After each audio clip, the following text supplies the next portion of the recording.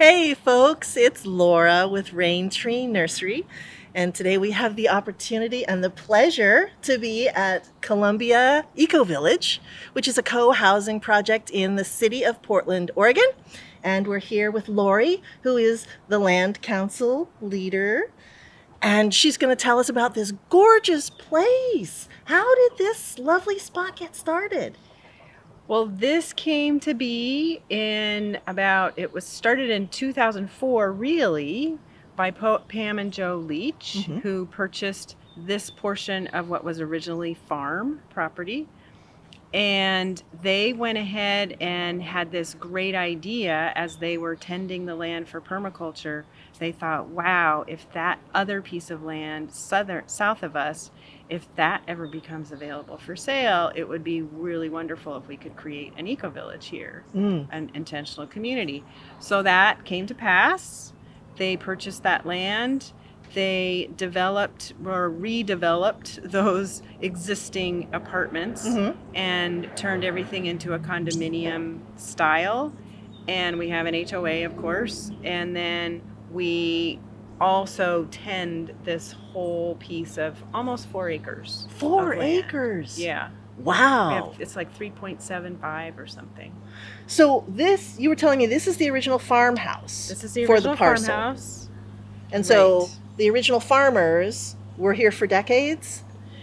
Starting early 1900s. Yeah. They had this land. And then they farmed it. And they sold off the front portion. In the 70s. And there was an apartment complex that was built Right. on this land. Right. And so then when the Leaches bought the back half, Right. they were dreaming of taking that apartment complex and bringing it all into one big, lovely Community. Village. Yes. Yeah. Oh my gosh. Yeah. So how many living structures are there on this almost 4 acres? There are 37 units. Uh-huh. Anywhere from studio up to 3-bedroom, 2-bath. And we have all ages. Right now, I think our youngest is about 5, and our oldest is probably 84 or 85. So it's very diverse in terms of age, and also diverse in terms of where people came from. Some people came from Portland, some people came from the East Coast, some people had never lived in community, some people had a lot of experience with community. So it was a really wonderful amalgam, of just a whole diverse group. Yeah. And it has changed since we started. The first move-in was 2009. I think the first move-in was January 2009. We had second move-in March, and slowly everybody got here by the end of 2009. We did not have, behind you is this community building. We did not have that when we started, but we built that later, and that's where we hold all of our village meetings, and we have meals, and we have all kinds of different gatherings, social gatherings. Sometimes we'll have dances, like tonight we're having a dance. Oh, fun. And you Yeah. use sociocracy as your governance structure, right? Right. Which is kind of interlapping circles. It's basically just a way to get the work done. Sure. Yeah, it's just an organizational method to get the work done, where you have equal voice from all participants, and you have some efficiency, which is determined by giving people aims for the different purviews they might have. And you have really transparency. I mean, everyone has to be transparent about what they're feeling about a topic, how they want to approach it, and the wonderful thing about using that is that sometimes we think one small group might think they have the best idea, but then somebody who comes in to offer their opinion or their question or concern, we go, oh yeah, we didn't think about that. So it's really a great way to encompass the best outcome. But it does take time and work. Sure, absolutely. And people get better at working together, talking together, living together. Yeah. The more you do it, the better you get at it, right? Right. Yeah. So one of the things that I'm noticing, which I love, is there's all kinds of different ways that you're using perennial and annual food plants. I'm noticing traditional gardens like this in some areas, but I'm also noticing some amazing plantings that, if you didn't know, you'd think were just landscape plantings, right? But they're actually full of food plants. Right. And big ones. Right. So that like was the pineapple guavas. Right, the pineapple guavas. And we'll see those in a minute. And they're big because they've been here for a while. So I can tell that building in food production in an easy and sustainable way has been a part of the ethic of this group of people since the beginning, right? Right. Yeah. Right. As I said earlier, Pam and Joe Leach, they started their permaculture institute here. Actually, they had it in Southwest Portland for a while. They moved it here. So they already had in their mind, for at least the portion of the property they initially purchased, they wanted to create as many permaculture principles, or put in place as many permaculture principles as they could. So they actually put in a food forest. They put in cistern water collection. They had thoughts about gray water systems, and they were just trying to incorporate as many perennials as they could. So we just continued with that as best we could. And we did in the beginning have a permaculture training, but again, not everyone here now went through that training. So it's just this constant education and seeing what next step we can all take as a community to be better at emulating nature and putting in place water saving, water conservation methods, food harvesting, growing methods. How can we pair things together to have less disease? We're always thinking about all of that sort of thing. I'm looking down here and seeing our Hugelkultur that we just put in about maybe 6 months ago. And so those are projects that we'll have a work party. We'll say, okay, here's our main job today. We want to build this Hugelkultur. We have all this extra wood. We have all these extra branches. Let's dig and get this in there. And, we might have 12, 15, even 20 people helping on our work parties. What a treat. So we can get a lot done in our 3-hour Saturday One of the benefits of community. Right. For sure. Right. All right. I would love to see some of these installations. Okay. Will you show us? Let's go. All right. I'm following you. Okay, let's go down here. That way? All right. Here, we have one of my favorite growing strategies. This is the new Hugelkultur bed that you were talking about having put in with the group last weekend? A couple of weekends ago? Oh, no, this was probably a couple of months ago. Yeah, okay. So it wasn't last weekend because it's got plants on it. It's got plants on it. Right. Yeah. So this is an amazing strategy. If you have access to rotten, punky firewood or stuff that's fallen down, you have branches, you have thick stuff, you can make a mound and a row of this really soft, punky wood. You can put branches on it, and then you can take compost and put that on top of the branches, and then you can take old sod or dirt that you have from projects, and you can put that on top of the wood and the compost. And what happens is you create a raised bed without using any kind of dimensional lumber. The fact that you have wood as the base of the bed does several things for you. Number one, the wood eventually gets full of water because as you water the plants on the bed, that water drains down and it soaks into that soft wood. So eventually that wood stays wet all the time and it becomes a self-watering system. As the wood begins to break down over time, it releases a little bit of heat, so it tends to be a warmer place to plant your plants in the early parts of the spring. And as it composts, the nutrition becomes available for the plants that you plant into it. Because it's a raised bed, you're actually being able to plant in more surface area than you would if it was just a flat bed. And because it's out of the cooling influence of the ground, the things that you plant here will warm up faster, will grow faster. You'll get to harvest them earlier, and they have a lot of space to trail in. So there are so many reasons why Hugelkultur is a wonderful planting strategy. This is really nice, and it gets better over time as that wood starts to break down and get softer. It holds more moisture, it releases more nutrition. It becomes a fantastic system.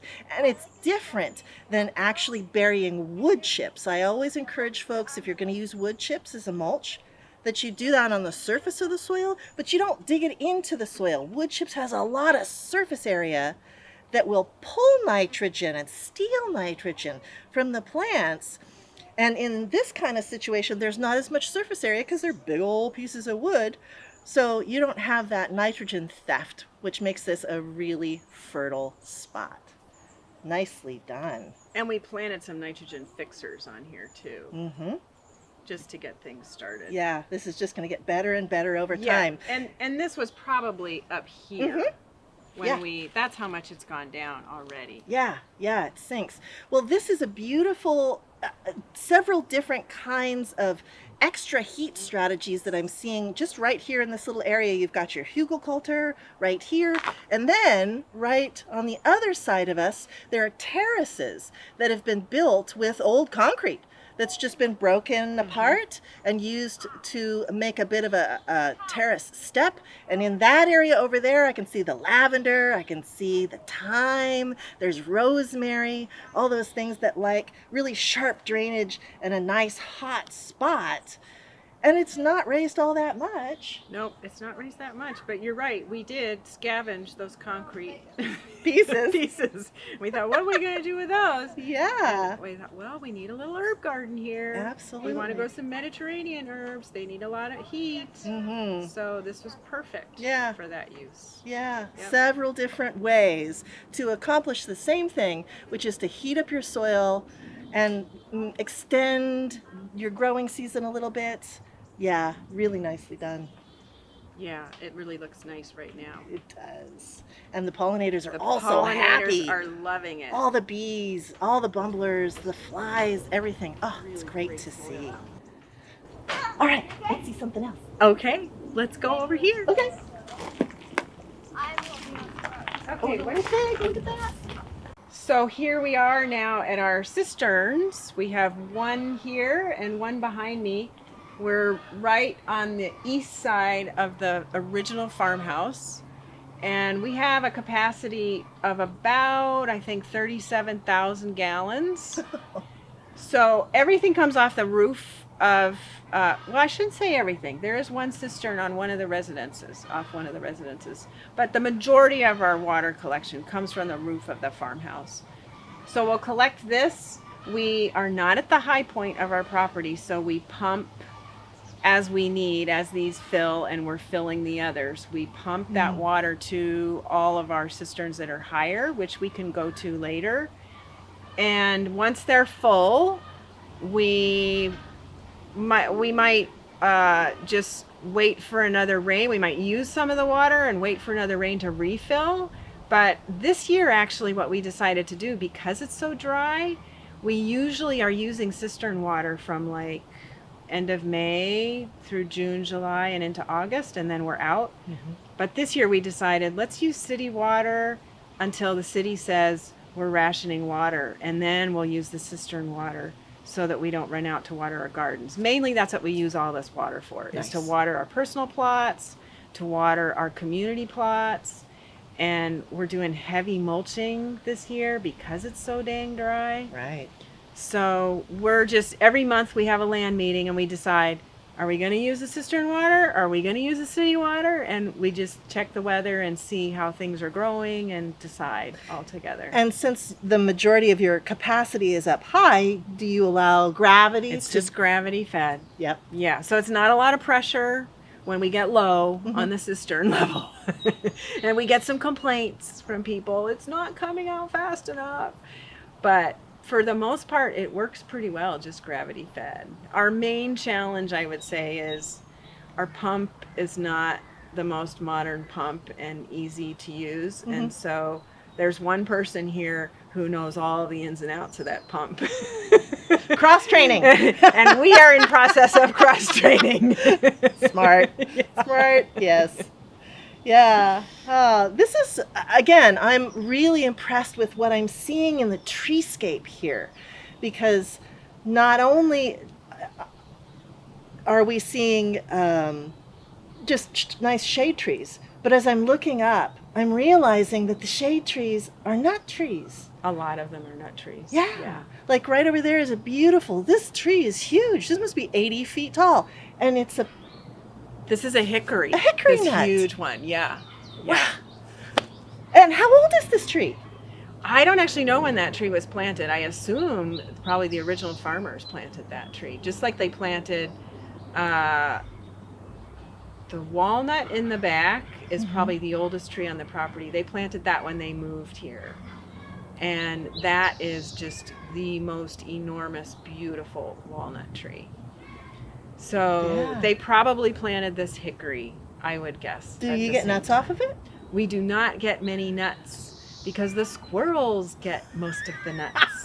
We do try to harvest some hazelnuts and some black walnuts and some English walnuts. But, you know, it's pretty, you get to appreciate buying nuts in the store because it's labor intensive to harvest the nuts. It can be, but they provide shade. You know, they are bringing wildlife onto the property. Oh, absolutely. You get some nuts. I mean, and a huge tree like this has got to drop more than even the squirrels can use. Yeah. That's amazing. Yeah. Great planning. Can we see the other cistern? Yes, absolutely. Right. And it's over here, right? Over here. All right. So right here are the rest of the cisterns, yes? Right. Well, this is some of them. Oh, okay. They're kind of all around us. Nice. So but you said this was the high spot. This is the high point, so we Gotcha. tend to pump here and water from this because we'll get the best flow. Nice. Yeah. Yeah. And I see there's wires, and the wires are for earthquake?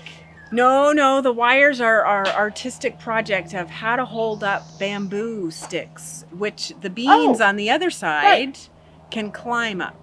Bamboos. Yeah. So we have a lot of long lengths of bamboo. We have a whole bamboo forest here, and we'll constantly be harvesting from that for different projects. Mm-hmm. And this was one. We just needed something for the beans to travel along. So we went ahead and, how are we going to keep those poles on these cisterns from moving around? Oh, we could put some wire up here and tie them on. Smart, right? And I bet it shades the cisterns too, so that the water doesn't get too hot, it doesn't grow things and stuff like that. Right. That's exactly right. Very smart. Yeah. Yeah. We try. Yeah. Wonderful. Now there's more to see, yes? There's more to see. All Yes. right. I'll go this way. Okay. And here is another example of gorgeous greenery that's actually productive. These are figs. These are a tremendous amount of figs, yes. Yeah, look at all the fruit on these trees. It's just, how many different kinds of figs do you have here on the property? I think we have 7 or 8 different kinds. This is our main row of figs. We have other trees kind of scattered throughout the property, but this is our big Akutagunda. Oh my gosh, look at, I can see, some of the figs are like narrow, but some of them are really big and fat. Yep. Wow. Yep. Some of them are green, some Look of them at are purple. This massive. You must harvest pounds and pounds and pounds of figs. We harvest a lot of figs. We dry a large amount and then use them throughout the year. Wow. We make a lot of different fig hors d'oeuvres, fig preserves. I bet. Yeah, we do all kinds of things. We can and these anything we can think of. Look at these. These are dark. Look at the color here. Look at this. Wow. And it looks like it's kind of getting ripe because it's hanging down. Looks like the end could drip. Yeah, wow. And it feels, they're almost ready. They're almost ready. Yeah, a little bit soft. We have been harvesting a few, but we're not quite at our peak for sure. Oh, these are maypops too, right? I think this is passion flower. Passion flower. Yeah, same thing. Hi there. Hi. Wow, yeah. And I bet they just love all this sun. And oh, these are the bamboos that These you're are the bamboo poles growing things that are on. wired up to the cistern. Perfect. Yeah. Wow. So much everywhere. This is amazing. Yeah, every kind of fig hors d'oeuvre you could ever want and more. And more. Yeah. Wow, lovely. You'll have to come back and you'll get some figs. Oh, twist my arm. We invite many people to come and pick figs. Yeah, and this is Portland. It's Yeah. not a long summer area, so if you think you can't grow figs in a short summer area, yes you can. Wow, you have a lot of tomatoes here. We do have a lot of tomatoes here. The community seems to like a lot of tomatoes. So this whole area here is what we call our harvest plot. And this is where we grow food for all of our community meals. So we're in conversation with our meal planners, chefs, and asking them, so how are the tomatoes last year? Do you want the same amount of tomatoes? Do you want a different kind of tomato? And do we have enough peppers? And do we have enough tomatillos for all that salsa? And so this is where we'll do our planning, and we'll grow it by seed, everything in our greenhouse that we have starting in probably beginning of March. And then we'll set these out. This year they came out really early because it was really hot. And usually it's a combination of, tomatoes, peppers. We'll have some onions. We always have a lot of cucumbers. We always try to do some beans, and then we'll have maybe some other herbs, and just a whole variety is what we'll like to do. And we'll continually rotate. And this year we actually mulched more than we have in past years, so we're getting better at mulching. All of these plots have some drip irrigation. We have disconnected a couple of them because I'm not sure which row here, but one of these is dry tomatoes. Like paste tomatoes. Well, they've been bred at OSU to be dry tomatoes, so we don't water them at all. Oh, wow. Yeah, and they do great. We started that last year, and they did great last year. Fascinating. Yeah, the wave of the future. Yeah, I want to do all dry tomatoes. It makes sense. Yeah. Wow. But OSU is amazing, and to have them right here. Yep. They've done breeding on hazelnuts, and they are a tremendous West Coast They're a great resource. Yes. Yeah. And at Corvallis, they have the National Germplasm Repository Oh. for apples and figs. I can't remember all the different things, but there's like little germplasm repositories all over the United States where they keep tissue and seeds for lots of different things, but they all have their specialties. And the one at OSU, and this is really fun because you can actually email them and request seeds and starts of each of the repository's specialty items. And so you can get a chance to be a junior scientist. Wow, that's great. And yeah, it's really cool. So they do great work. Good stuff. Good to know. And you've got the housing right next to it, so it's close by. Yeah, we have residences right to the south of us, and then this is pretty close to our commercial kitchen and our common house, so it's easy to come out here and harvest whatever you need for a meal, go right in, and we have 2 huge sinks in there and wash everything up. And we'll usually have 2 helpers at any meal, and then we'll always have cleaners, and it's just, we have a good setup for our meals. And you can't Really, get really any nice. better. The food is fresh, Yes. nutritious, grown with love, cooked with love, eaten with appreciation. Yes. Nice. Very nice. Yeah, we're really lucky. Ah, I We're see really something lucky. else really interesting over here. Yeah. Let's go this way. Okay, let's go. This looks like a really beautiful collection of annual food beds. This is what we call our personal garden spaces. So part of living in community here is you get about a 50 square foot plot for your own garden bed. So they're 37 units, so we have 37 plots. Actually, we have a little bit more than that, but everyone can then come out and do the gardening they want, whether it's year round or just during the summer and then lay fallow during the winter. But everyone just loves that aspect of this community. That is gorgeous. Yes. And then I bet people trade back and forth. People trade back and forth. Absolutely. What are you going to grow? Well, I won't plant that. So then they'll plant something else. And yeah, there's a lot of trading that goes on. And a lot of people are traveling here during the summer. At least they're starting to again. And it's really nice to say, hey, can you water my plot while I'm gone? And yeah, I'll water your plot if you water my plot. Nice. So it's really nice to share that. Yeah, benefits of having other people around. It is. And here we have some members of the community. Hi. Hi. My name's Elena. And who's this? Hugelkultur. Luca. This is Luca.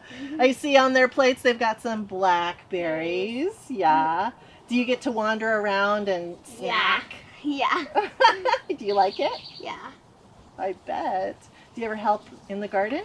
Yeah, I helped my mom water, and we helped put up the teepee today. Lorianne. Nice.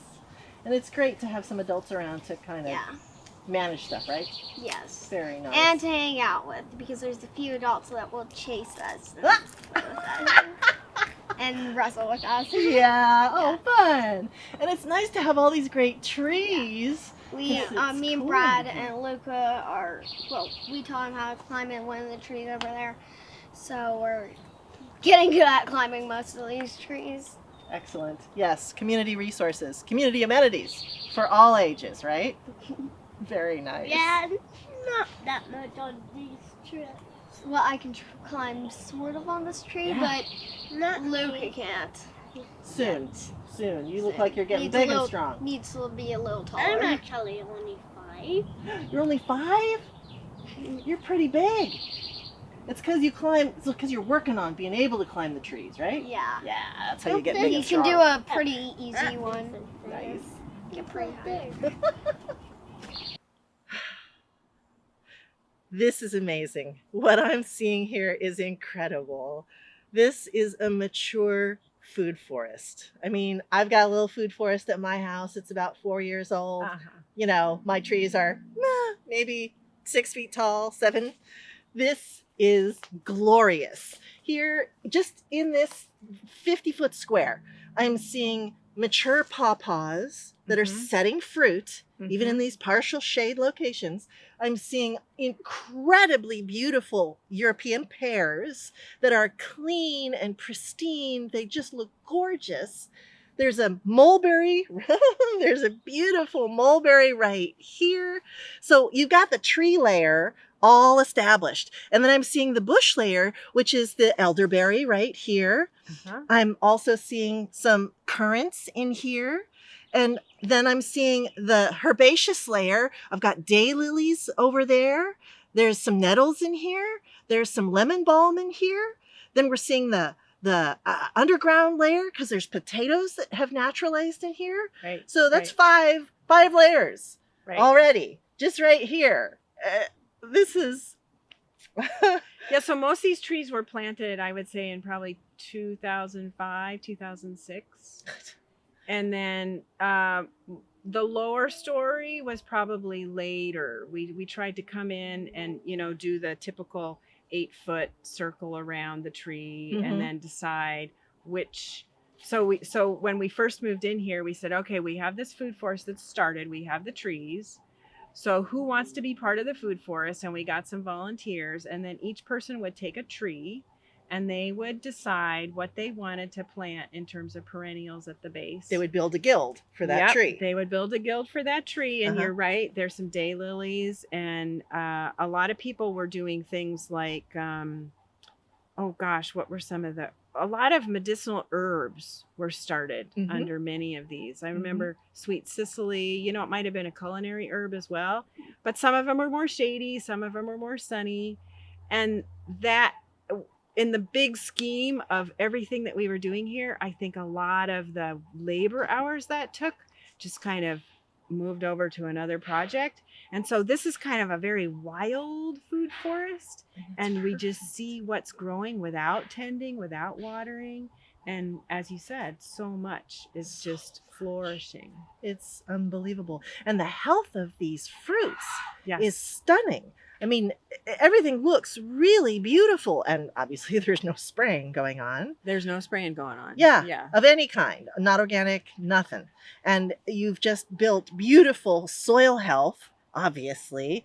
And that's encouraging the trees to be healthful and productive. And this is in the face of historic high temperatures this summer. Here in Portland, how hot did it get? 116. 116 degrees, which was 45 degrees above normal temperatures for early June. I mean, it was crazy hot. I don't see hardly any singed leaves. I don't see that the fruit has dropped, that the trees are stressed. It's the system is doing what the system is designed to do, which is mimic nature and be abundant. It's really, really beautiful. Kudos to you folks. You've got a great pair right above your head. Oh, look at, yes. So perfect. Oh my gosh. I could spend the rest of the afternoon right here. It is. It's probably 15 degrees cooler here in the food forest. Yeah, it really is. It's quite nice. Yeah. Yeah. Well, I suppose we have to go look at some more things. Right? We can certainly look at more. There's always more. Yeah. I think I see something right over this way. Yes. Now, this is a tree that I rarely see here in the Pacific Northwest. This is a loquat tree, right? Right. It's beautiful. I mean, it's just this gorgeous kind of tropical, lovely tree. I've tried to grow it, and I've never been able to get it to fruit. Do you actually get fruit here? We do get fruit here. I've not seen it from this particular tree because perhaps this doesn't get as warm, as we have 3 of these. And the one that I have gotten fruit from, it's in our warmest spot. It's actually on Killingsworth. It's very sunny, south-facing exposure. So maybe that's why I see more fruits there. Killingsworth is the main drag, right? That big, Right. what is it, 6 lane? Oh, yeah. Yeah. It's maybe 4 lane, but it's wide. It's got bike lanes as well. Right. So I bet, this is microclimate at work. You've got 4 lanes of blacktop. You've got a sidewalk. You've got the driveway into the Ecovillage. All of that is grabbing all that heat, holding it, and releasing it into the root zone of the tree, which is probably why it gets you fruit. Yeah. Well, and it's fun to have the same tree in different parts of the property, because as climate change happens, we're getting warmer summers and cooler summers, and maybe in the warm summers this one will get enough heat to actually produce. It might. Yeah, and another thing I'm just thinking when you talk about that southern exposure, it's also protected from the east winds because it's a little bit back, so that the building actually protects it from the east winds. Interesting. Yeah. Knowing your microclimate. It's a pretty good microclimate. Yeah, that could be really, really useful. Oh, now this is gorgeous. Look at this bamboo forest. This is unbelievable. I can see there's a lot of different kinds in here, but this is a timber bamboo for sure because of the size of the culm. This has probably been 12 years in the ground, maybe? Probably more. Yeah? Yeah, I think they probably planted the bamboo forest when they moved in, so it was probably around 2004, 2005. So maybe 16 years. Yeah. This, unless I miss my guess, this will eventually get like that. It will be huge. And you'll be able to cut those emerging spears and use them and sell them. They're very valuable for Asian restaurants and whatnot. Yeah. We have harvested some ourselves, and we've pickled some bamboo shoots. We've just done regular sautéing of bamboo shoots, just as kind of a fun experiment. I'm not a huge fan of the taste, but they're sort of bland. That's okay. Yeah. It's still nutrition. It's still food. But we do harvest a lot of bamboo for our various projects, whether it's a partition or just staking plants, or like we just this morning put together a whole teepee because we're going to have, instead of the 3 sisters, we were too late in planting our corn. So we're going ahead and just doing beans. So we just put up a teepee for beans, and the bamboo is perfect for that kind of a thing. Right, and boom, you just go in, plop it we off, just go, cut off the branches, you're done. You've got like lumber. Yep. It's wonderful. Yeah, this is, and I see that you are being really pragmatic about how you maintain your grove. This is really important what they've done here. They have created a channel right here, and bamboo is really shallow rooted. And so you can see things as they try to cross the channel, and it's real easy to grab them if they try to make the big escape, right? Right. So we dig this twice a year all around the bamboo island. And, you know, it doesn't, 2 of us usually do it. It might take us an hour, and we'll just go through with the pickaxe and a shovel. And normally we don't come up with more than 2 escapees, maybe 3. So it's every 6 months seems to be enough. Yeah. Works pretty well. That's brilliant. Very smart. Now, do you treat your bamboo, do you use a flame weeder to glassify the surface of the bamboo? We haven't. Is that for a particular purpose? Well, what I've found is that after 2 or 3 years, the bamboo tends to age and shred eventually. Yeah. But if you use a flame weeder that's attached to like a propane tank, or, I mean, I think in the old days they would have just put it over a fire and turned it, then you actually glassify the silica in the surface of the bamboo, and then it becomes waterproof, and it will last and last and last. We have definitely not done that because most of our bamboo projects are sort of temporary, so that's a great idea if we have a more permanent sort of project. I know they would use it when they were going to make fences in Japan. They were going to put the bamboo under the ground.